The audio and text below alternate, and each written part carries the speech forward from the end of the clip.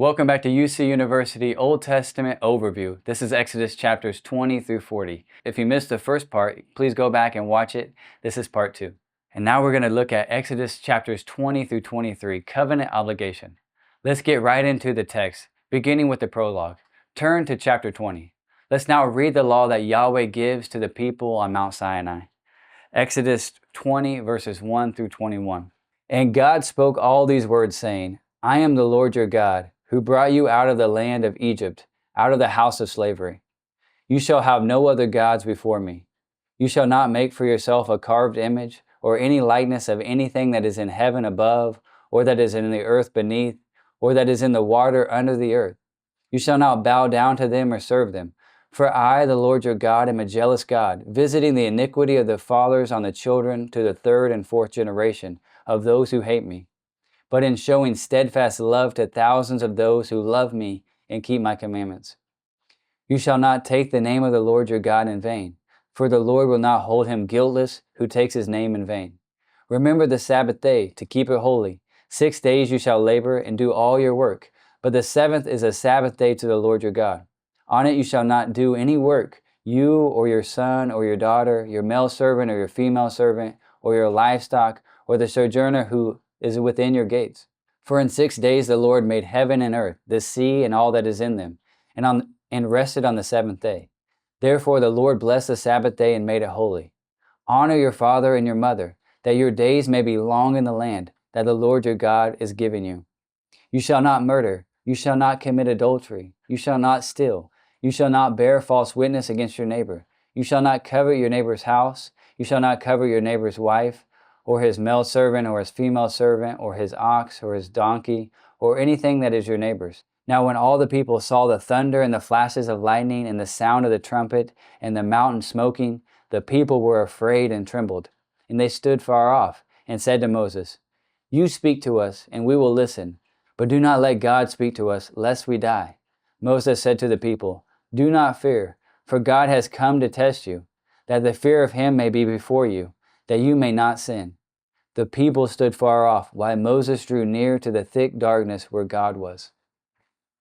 Okay, I need to say a few things here if we're going to understand this law and God's economy of grace. Remember, God promises to Abraham are being fulfilled here, and those promises were pure grace, a free gift. Why does God give these commands to his people when the covenant was already made with Abraham by grace? Well, that raises a question. Where do the commandments fit into a covenant of grace? Well, remember that in the Garden of Eden, God's plan was to display his glory and beauty to and through his creatures. We learn in Genesis 12 through 50 that he was going to do that through a particular people. But while Abraham, Isaac, and Jacob received God's promise, they were just as sinful, probably more sinful than Adam and Eve. And that brings us to Mount Sinai. So why was the law added to God's promises to Abraham? 2 reasons. First, the law teaches God's people how to image him. Do you remember reading Exodus 19:6? Turn back there. God wanted to have a kingdom of priests and a holy nation. That's creation language. That's mankind imaging God. But look again at verse 5. They were only to fulfill this purpose and be these people if they obey and fully keep his covenant. God seems to be saying, if you keep my word, if you keep my commandments, then you will rightly image me once more. I'm giving you a law as a blueprint for what it looks like. In other words, the first purpose of the law is that it revealed who God is. The people needed direction about how to image forth the Creator. Okay, but the law gets broken, doesn't it? And how does that all fit into this? In Galatians 3 verses 17 through 19, we read a few important aspects to this answer. Galatians 3, 17 through 19. The law leads us to Christ. This is what I mean. The law which came 430 years afterwards does not annul a covenant previously ratified by God, so as to make the promise void.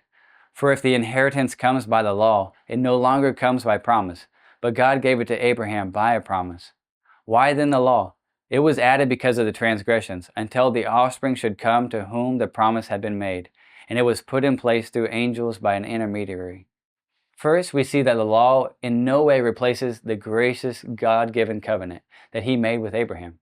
Even when the law is broken by God's people, God will never break his gracious promise to Abraham. Second, The law was added because of our sin. It is there to make our sin clear to us so that we will flee to God's Savior. I want to make sure this is very clear. First, you have the promise, then you have the law. Why is the law added to the promise? First, as we saw in Exodus 19, to fulfill God's purposes of revealing His character. But second, as we learn later in the New Testament, it was added because of transgression. Because through the law, we become conscious of our need of a Savior. Two reasons here then why the covenant of law was added to the covenant of grace. And one last point of clarification needs to be made concerning the law. Israel is already saved. It is this: the Israelites were not saved because they kept the law. Rather, you will notice that Exodus 22 says the Israelites were already saved out of their bondage before they were given the law. No one is ever saved by keeping any kind of law. Salvation has always been by grace through faith. The application for us here should be obvious.